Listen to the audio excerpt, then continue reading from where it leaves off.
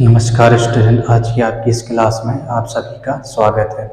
आज अपन को कार्बेनियम या जिसको अपन कार्बोकैटायन या फिर कार्बोनियम आयन कहते हैं उसके बारे में अपन को पढ़ना है। तो जो अपन ने सही समय बनने के जो विखंडन पढ़े थे या जो बॉन्ड होते हैं, है ना, तो उसके जो विखंडन होते हैं या जो मान के चलो बॉन्ड ब्रेकिंग है, ठीक है ना, वो दो प्रकार से होती है। एक तो होती है समांश या होमोलिटिक फिजन और दूसरी होती है हेटेरोलिटिक फिजन, ठीक है, या विषमांश विखंडन। तो जब समांश विखंडन होता है तो उसमें कार्बोकैटायन वो मुक्त मूलक यानी कि फ्री रेडिकल बनते हैं, और ये आता है विषमांश विखंडन के अंतर्गत यानी कि हेटेरोलिटिक फिजन के अंतर्गत ये आता है। इसमें अपन को सबसे पहले पढ़ना है कार्बोनियम आयन या जिसको अपन कार्बोकैटायन कहते हैं। तो ये क्या है? सही संयोजक बंध के, है ना, विषमांश विखंडन के कारण ही उत्पन्न होता है, ठीक है ना। तो इसमें जो प्रोसेस है वो अपन पढ़ ही चुके हैं कि क्या होता है इसमें, है ना। तो समय न गंवाए हुए अपन इसका टॉपिक को, है ना, डिटेल से आज पढ़ने वाले हैं। तो सबसे पहले अपन इसकी परिभाषा देख लेते हैं कि इसकी परिभाषा क्या होती है। तो ये ऐसे धनायन होते हैं या बोल सकते हैं अपन बेधनायन जिसमें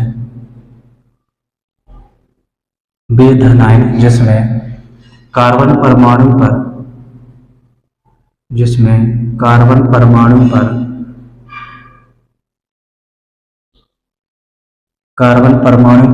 धन आवेश होता है।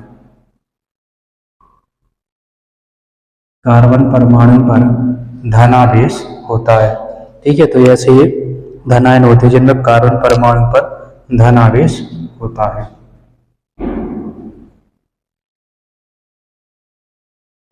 धनावेश होता है। कार्बोनियम ये आयन या कार्बोकैटायन कहलाते हैं। कार्बोनियम आयन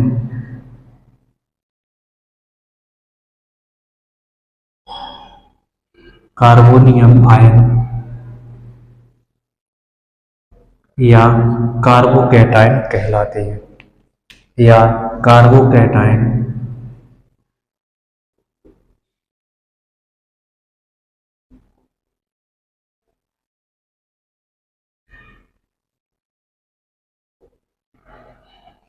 या कार्बोकैटायन कहलाते हैं, जैसे कि CH3 plus C2 CH3 plus CH2 CH3 plus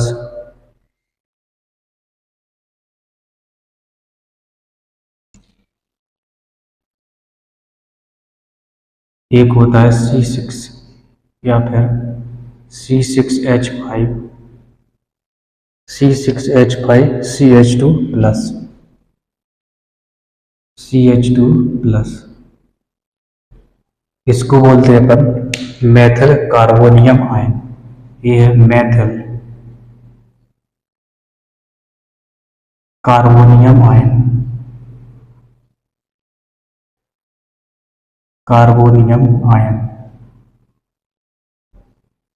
ये होता है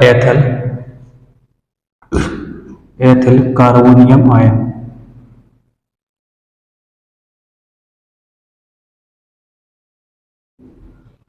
एथिल कार्बोनियम आयन। ये होता है benzyl carbonium ion. Benzyl carbonium ion.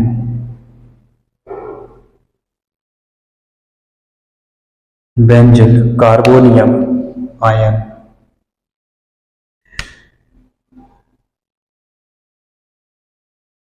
Benzyl carbonium ion. और ये जब कार्बन जो रिंग होती, कार्बन श्रृंखला होती है, उससे ये जुड़ते हैं तो उस आधार पे 3 प्रकार के होते हैं। प्राथमिक कार्बोकैटायन, द्वितीयक कार्बोकैटायन और तृतीयक कार्बोकैटायन। तो वो भी अपन देखेंगे। जब इसके साथ में एक कार्बन परमाणु और जुड़ जाए, मतलब कार्बन की श्रृंखला इसमें एक साइड जुड़ेगी, है ना, तो ये प्राथमिक कार्बन। जब इसके दोनों साइड, है ना, कार्बन कार्बन जुड़ जाएंगी, कार्बन परमाणु की श्रृंखला, जुड़ जाएगी या कार्बन परमाणु जुड़ जाएंगे तो ये द्वितीयक बन जाता है। और यदि इसके साथ में 3 जुड़ जाए, ठीक है ना, ये क्या है, ये 3 जुड़ जाए इससे अन्य कार्बन परमाणु तो ये क्या बन जाता है, ये तृतीयक कार्बोनियम आयन बन जाता है। तो देखेंगे अपन इसको, CH3 CH2 CH2 और CH2, ये क्या है, प्राथमिक कार्बोनियम आयन कहलाता है। ठीक है, कार्बोनियम आयन है, उससे केवल क्या है, एक कार्बन जुड़ा हुआ है। ठीक है ना, इससे क्या है, केवल एक कार्बन, ये वाला कार्बन इसके साथ में जुड़ा हुआ है। ठीक है, तो ये प्राथमिक कार्बोनियम आयन है। और चूंकि इसमें 4 कार्बन है, 4 कार्बन की रिंग है ये, है ना, तो एक ब्यूटेल है ना, ये कहलाता है प्राथमिक ब्यूटेल, प्राथमिक ब्यूटेल कार्बोनियम आयन, कार्बोनियम आयन,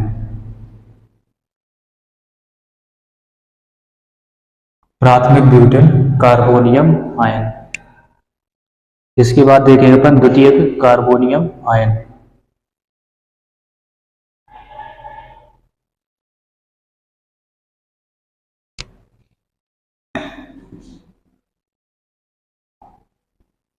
केवल प्राथमिक कार्बोनियम आयन भी अपन लिखते हैं, कोई दिक्कत नहीं। ठीक है, प्राथमिक कार्बोनियम आयन, और या फिर इसको अपन बोलेंगे ब्यूटिल कार्बोनियम आयन।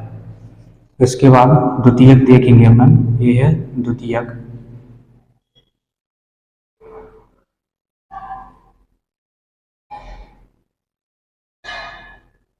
ये है द्वितीयक कार्बोनियम आयन। ठीक है, ये क्या है, ये द्वितीयक कार्बोनियम आयन है, क्योंकि इस कार्बोनियम आयन यानी कि जिस पे पॉजिटिव चार्ज होता है वो कार्बोनियम आयन कहलाता है या कार्बोकैटायन कहलाता है। जब उससे एक कार्बन जुड़ा हो तो प्राथमिक, अब इसके साथ में 2 जुड़ गए हैं, एक ही है एक ही है, तो ये द्वितीयक बन जाता है। ये है द्वितीयक कार्बोनियम आयन। और जब इसके साथ में 3 जुड़ जाएंगे, ठीक है, इसके साथ में क्या है, जब 3 जुड़ जाएंगे तो ये तृतीयक कार्बोनियम आयन बन जाता है।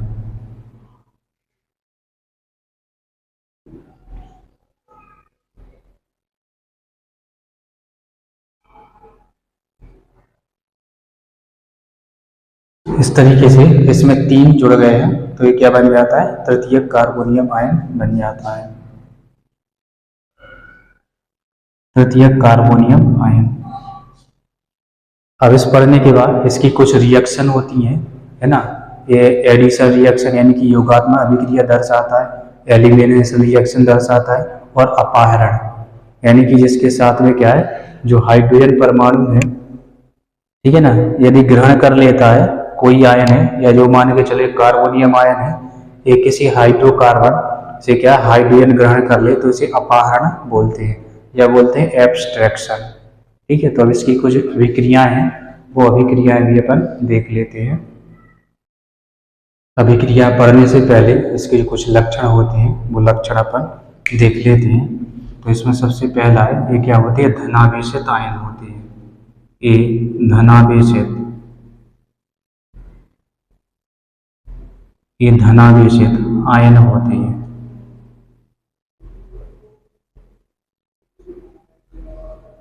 ये धनावेशित आयन होते हैं। इनके बाह्यतम कोश में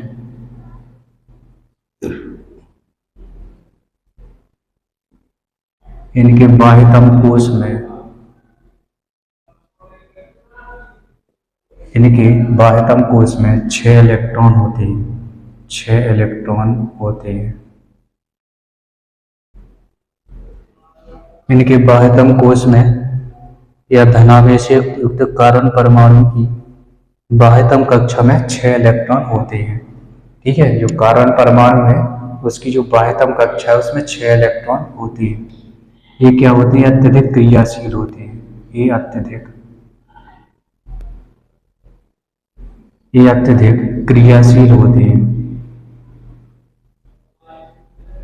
ये अत्यधिक क्रियाशील और अस्थायी होते हैं। अस्थाई होते हैं।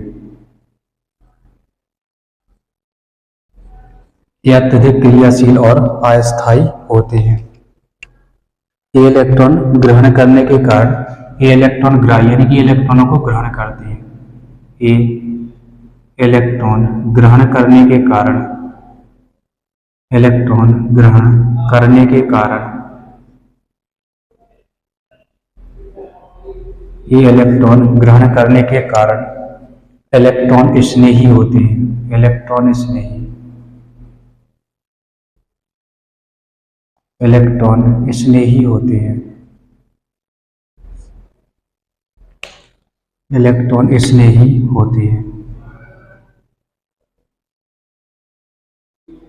इलेक्ट्रॉन स्नेही होते हैं मतलब इलेक्ट्रॉनों से है ना लविंग स्पीसीज होते हैं और ये इलेक्ट्रॉनों को आकर्षित करने की इनमें अत्यधिक प्रवृत्ति पाई जाती है। ऐसा इसलिए क्योंकि इन पे धनावेश होता है, इसलिए इलेक्ट्रॉनों को क्या है ये आकर्षित करती है।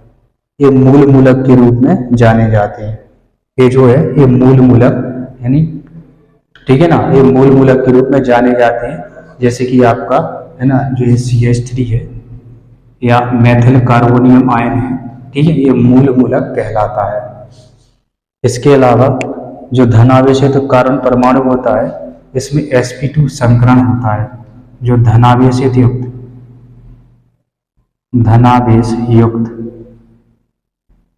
कार्बन परमाणु पर sp2 संकरण पाया जाता है। sp2 संकरण होता है।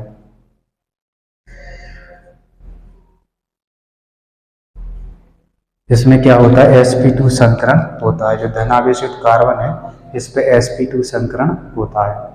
तो ये इसके कुछ लक्षण हो जाते हैं। ठीक है, अब इसके बाद अपन पढ़ेंगे इसकी अभिक्रियाएं। इसमें सबसे पहली जो रिएक्शन है वो है आपकी एडिशन रिएक्शन। तो एडिशन रिएक्शन में क्या होता है, ये आएगा CH3 CH2 CH2 CH2 positive. ठीक है, ये आएगा और क्या करेगा, ये जल के अणु के साथ योगात्मक अभिक्रिया करता है।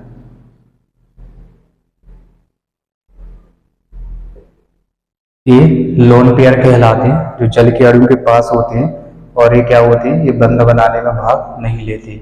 ठीक है, अभिक्रिया में तो भाग लेते लेकिन बंध बनाने में भाग नहीं लेते हैं। तो ये क्या कहलाती है, लोन पेयर कहलाते हैं। ये आगे क्रिया करेंगे और इसके साथ में क्या है, ये जुड़ जाएंगे तो ये बनाते हैं CH3 bond CH2 CH2 bond CH। ठीक है, और इसके साथ में क्या जुड़ जाएगा,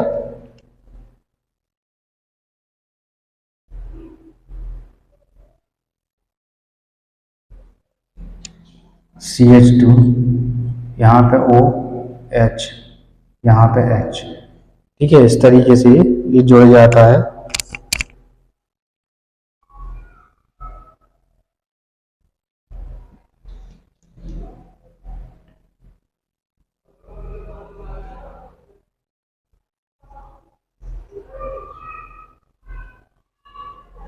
इसके बाद में एक बॉन्ड टूट जाएगा। ठीक है, एक बॉन्ड टूट जाएगा ये वाला, और इसके बाद ये बनता है, ये बन जाएगा CH3 CH2 CH2 CH2 और यहाँ पे OH। ठीक है, एक ये निकल जाएगा और प्लस में H प्लस बन जाता है इस तरीके से।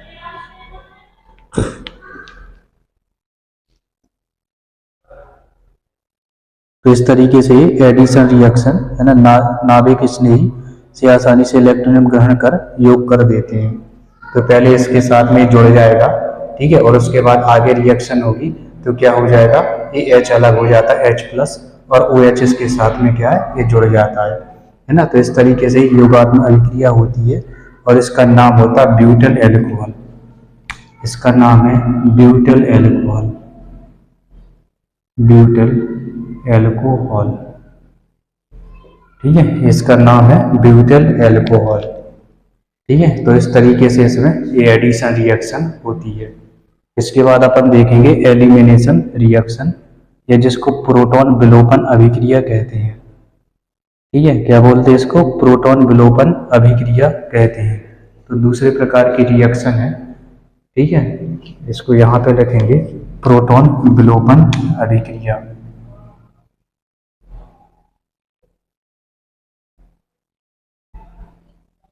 प्रोटॉन विलोपन, इसमें क्या होगा, एक प्रोटॉन का क्या है, विलुप्त हो जाता है, यानी कि विलोपन हो जाता है, या एक तरह से कहा जाए वो बाहर निकल जाता है। तो यहाँ पे अपन इसकी फॉर्मूला लिखेंगे। इसमें फॉर्मूला हो जाएगा इसका CH3, C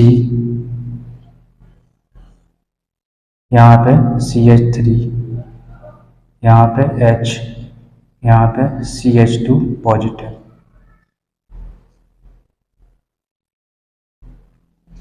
इस H को यहाँ पे ओपन करके रखे दे रहे, इस H को क्या है यहाँ पे ओपन कर दो, यहाँ पे इस तरीके से। ठीक है, CH3 CH3 है ना, CH CH2 पॉजिटिव। ठीक है, ये अभिक्रिया करेगा तो इसमें क्या हो जाएगा, एक H प्लस क्या है बाहर निकल जाता है, यानी कि विलुप्त हो जाता है। ठीक है, एक H प्लस क्या हो जाएगा, इससे बाहर निकल जाएगा, यानी कि विलुप्त हो जाएगा, है ना। तो ये वाला क्या है, ये निकल जाता है, तो ये बन जाएगा C, यहाँ पे CH3 CH3, यहाँ पे CH2 और डबल बॉन्ड हो जाता है।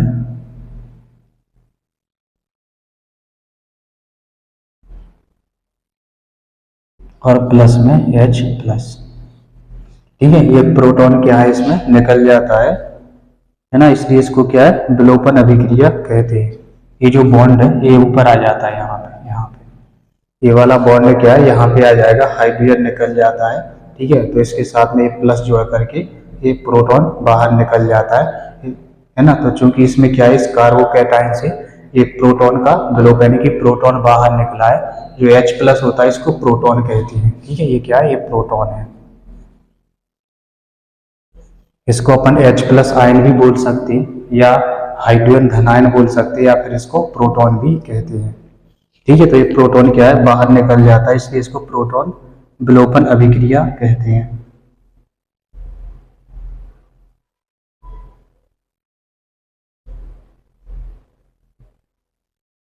इसके बाद अपन देखेंगे अपहरण, यानी कि एब्स्ट्रैक्शन रिएक्शन।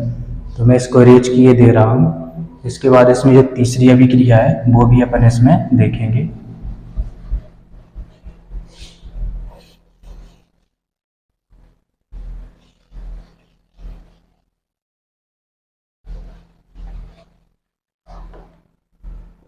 तीसरी अभिक्रिया है अपहरण अभिक्रिया। तीसरी क्या है इसमें, अपहरण अभिक्रिया।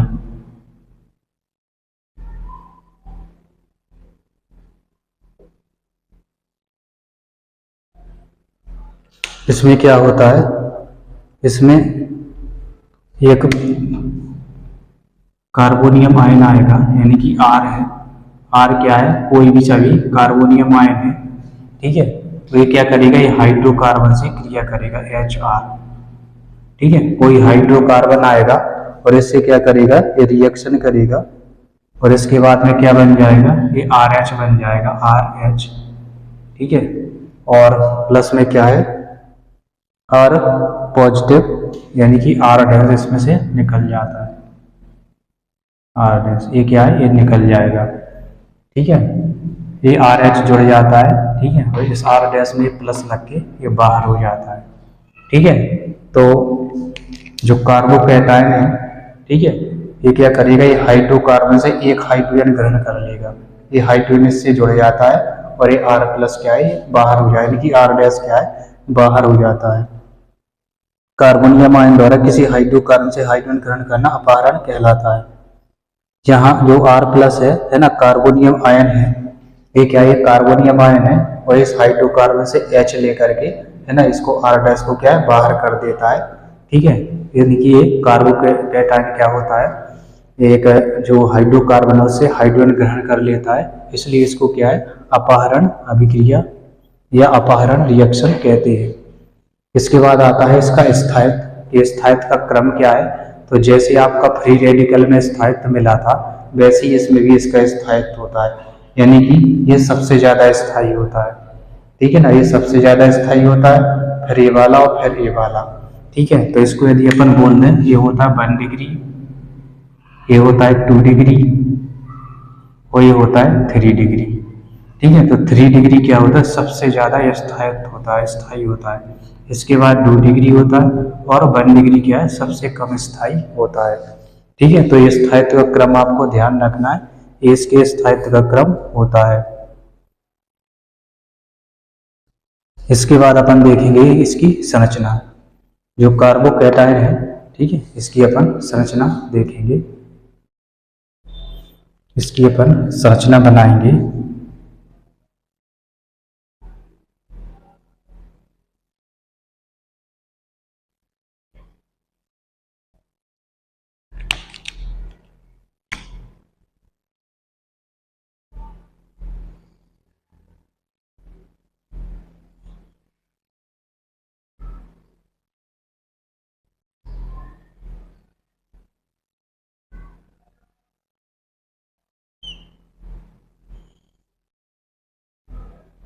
ठीक है, इस तरीके से इसकी ये संरचना होती है।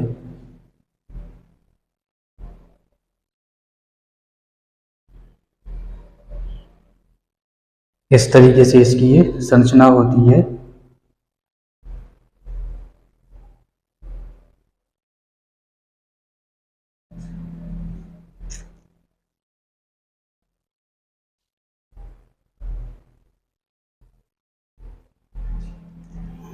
ये आपके है ना कार्बोनियम आयन है, ये इसकी संरचना है। इसका जो ये कार्बन होता है, ठीक है, ये वाला जो कार्बन है इसका, ये वाला, ये sp2 संकरित होता है। इसमें जो संकरण है वो sp2 संकरण पाया जाता है। और तीनों p कक्षक क्या होते हैं, ठीक है, अन्य एल्किल मूलक के साथ में जुड़ करके ये क्या बनाते हैं, सहसंयोजक बंध बनाते हैं, यानी कि सिग्मा बॉन्ड बनाते हैं। ठीक है, इसके जो तीनों sp2 है ना संकर कक्षक है, 3 परमाणु समूहों से अलग अलग सहसंयोजक आबंध सिग्मा बंध बनाते हैं। धनावेशित कार्बन का शेष असंकृत p कक्षक sp2 है ना संकर कक्षकों के लंबवत रहता है, अतः कार्बोनियम आयन त्रिभुजाकार समतलीय होता है। 2 आबंधों के मध्य 120 डिग्री का कोण होता है। ये क्या होता है, त्रिभुजाकार होता है, त्रिभुजाकार समतलीय। जैसे हमने आपको फ्री रेडिकल बताया था, ठीक वैसे ही ये भी होता है त्रिभुजाकार समतल। और इसके है ना दो जो बंध होते हैं, इनके बीच में क्या होता है, 120 डिग्री का कोण होता है ना। जो 2 आबंध है, इन 2 आबंधों के मध्य में 120 डिग्री का कोण होता है ना। ये जो आबंध है, इन आबंधों के बीच में 120 डिग्री का कोण होता है। ठीक है, तो ये क्या होती है, एक कार्बोनियम आयन या कार्बोकैटायन की है ना ऑर्बिटल संरचना होती है। ठीक है, इसको अपन ऑर्बिटल संरचना है ना या ऑर्बिटल स्ट्रक्चर बोलते हैं। ठीक है, तो इस तरीके से अपना जो कार्बोनियम आयन है या जो कार्बोकैटायन का जो टॉपिक है वो अपना समाप्त हो चुका है। ठीक है, अब इसके बाद अपन इससे संबंधित एक टॉपिक और बचा है, जिसको बोलते हैं अपन कार्बेनियन, ठीक है, या कार्बेनाइन। तो इसको अपन अगली क्लास में पढ़ेंगे। ठीक है, तो ठीक वैसे ही इतना ही टॉपिक है ना इसका भी रहने वाला है। जितना अपन ने कार्बोकैटायन में पढ़ा है, तो कार्बोएनाइन में ही इतनी ही सारी चीजें हैं उसमें, है ना। तो उसको अपन अगली क्लास में कवर करेंगे, और जो आज की क्लास है वो यहीं पे अपन समाप्त करते हैं। तो इसी प्रकार से आप लोग सब हंसते रहिए, खेलते रहिए, मुस्कुराते रहिए, पढ़ते रहिए। वीडियो अच्छा लगे तो अपने दोस्तों के साथ जरूर शेयर कीजिए। नमस्कार।